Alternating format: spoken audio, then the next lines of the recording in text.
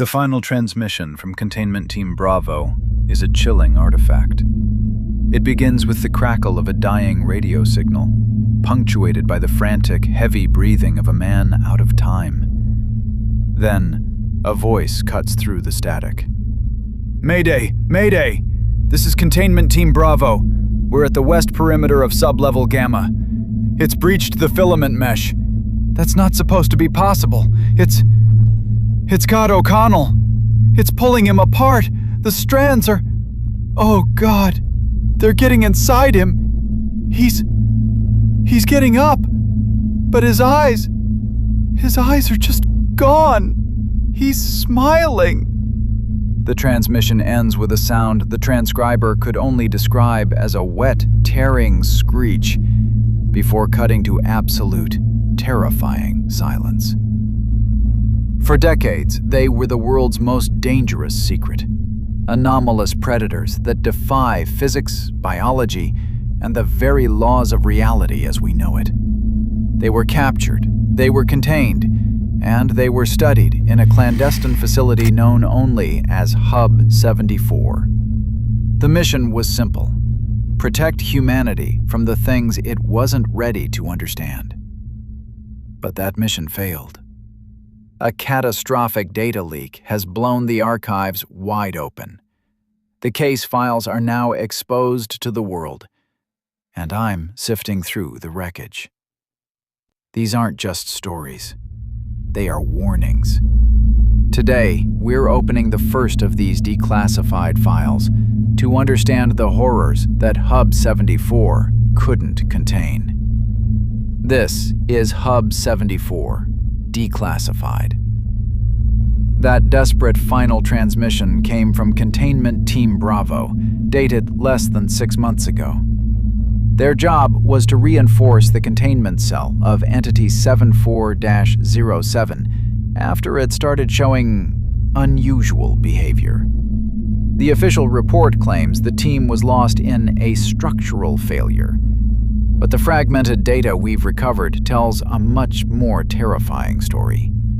A story about an entity that doesn't just kill its victims, it turns them into puppets. Let's look at the file. Entity designation Hub 74-07, nicknamed the Marionette by the research staff. It's classified as an invasive silicon-based puppeteer, which is a clinical way of saying it's a predator that operates on a biological level we can barely wrap our heads around. The main body is a gelatinous, almost liquid mass of black, semi-sentient tissue. But its real danger lies in what it creates: hyper-thin, impossibly strong, silicon-based microfilaments. These are its strings. According to the analysis, the marionette doesn't hunt with claws or fangs. It hunts with surgical precision. When a target gets close enough, it expels a cloud of these nearly invisible microfilaments. They're airborne, and the second they touch exposed skin, they start to burrow. They navigate through the victim's body, following the nervous system right up to the spinal cord and brainstem. Within minutes, the victim is completely paralyzed, but they are horrifyingly fully conscious. The filaments then sever the connection between the brain and the body's motor functions, effectively hijacking it. The victim becomes a prisoner in their own flesh, forced to watch as the marionette uses their body like a suit. The file on Officer O'Connell, the man from the opening log, notes his body was used for 72 hours to try and break into other containment cells before it finally collapsed from dehydration. The entire time, telemetry from his biomonitor showed peak brain activity. He was aware of every single second. The entity's origin is listed as unknown. A redacted footnote speculates it might not be from our dimension at all, but some kind of living weapon sent here by something else. So how do you fight something that can wear your friends like a coat?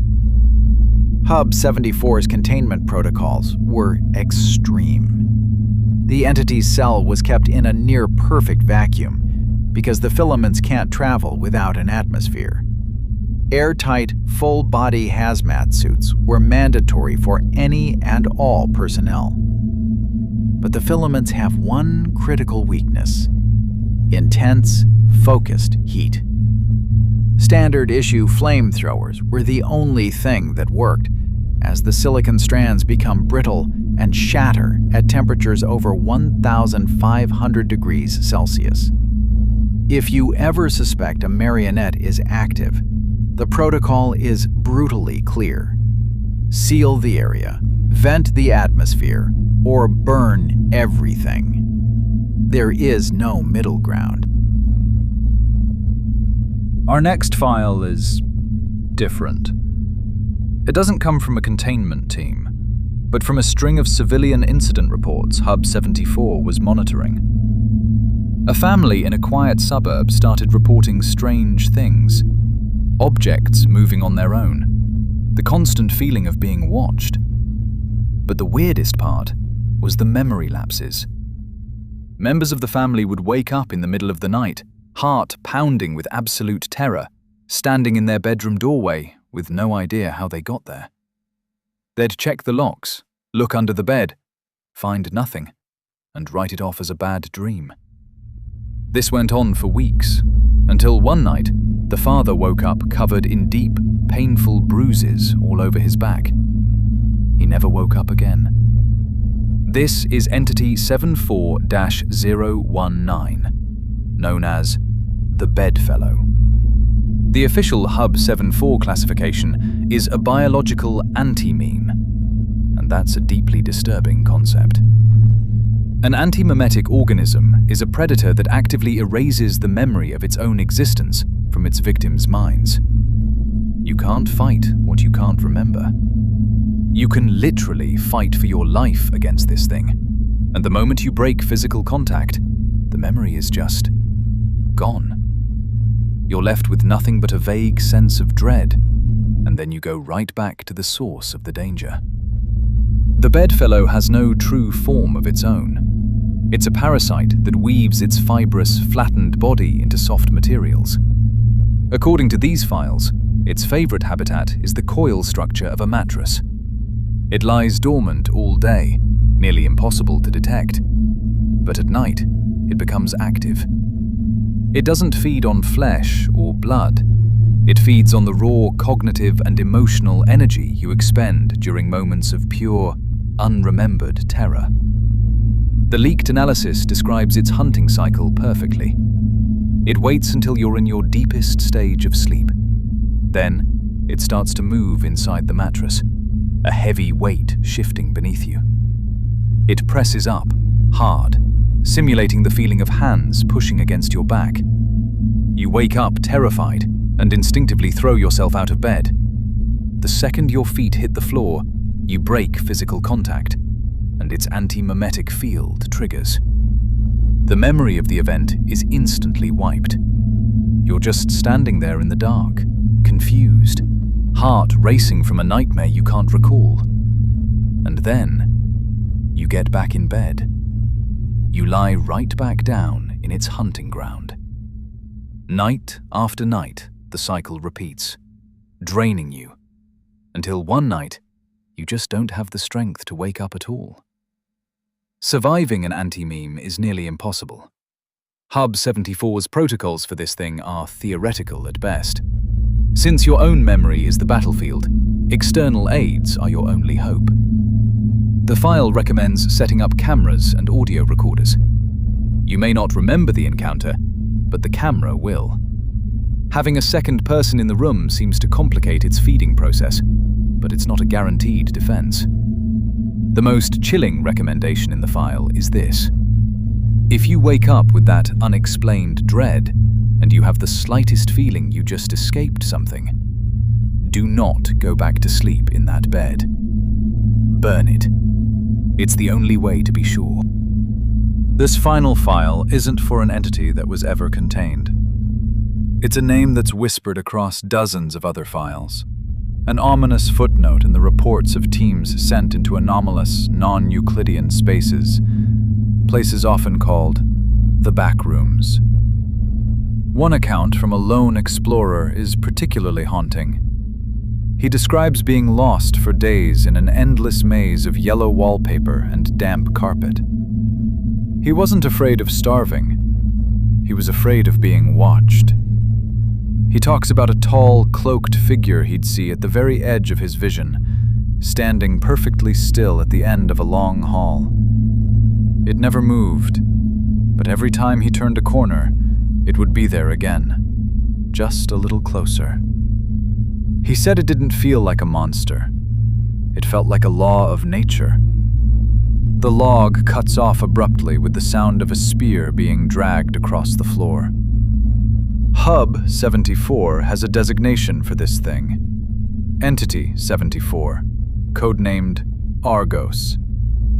It's described not as a creature, but as an omnipresent enforcer. Unlike other predators that hunt to eat, Argos seems to hunt simply as a function of its existence. It's thought to be ancient. Some reports speculate it's over 500 years old, and it is the absolute authority in the liminal spaces it patrols. It's the reason so many exploration teams never come back. Argos is a tall, humanoid figure, always seen in a dark, heavy cloak that hides any features. It carries a long, archaic-looking spear, which it reportedly never throws, only using it for close-quarters encounters. Its most terrifying quality is its apparent omnipresence. It doesn't seem to move in any way we understand. It simply appears. The very few who claim to have survived an encounter say running is pointless. No matter how fast or how far you go, Argos is always there, waiting. The file also mentions a group known as the Eyes of Argos.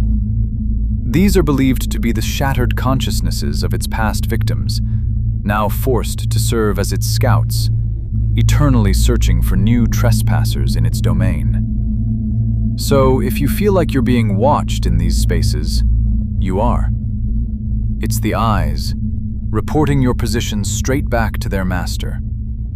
The Hub 74 file on surviving an encounter with Argos is one sentence long. All known encounters have resulted in subject termination. No effective countermeasures exist. There's no weakness listed, no behavioral pattern to exploit, no way to fight back. Argos isn't a creature you can outsmart, or a predator you can hide from. If it starts hunting you, the file's only advice is to stop running. It won't make a difference. It is an inevitability, a force of nature wearing the mask of a hunter. The marionette, which turns your own friends against you. The bedfellow, a predator you can't even remember fighting. And Argos, the hunter that there is no escape from. These are just 3 of the hundreds of files leaked from the Hub 74 archives. For years, a secret group kept these horrors locked away, but that dam has finally broken. This information is out now, and the rules of our world, the ones we thought were absolute, are being rewritten. The question is no longer what these things are. The question is, now that we know about them, how long until they know about us? We're going to keep declassifying these files and bringing the truth into the light. Subscribe for more from the Hub 74 archives, and stay vigilant. And let us know in the comments, which entity file should we expose next?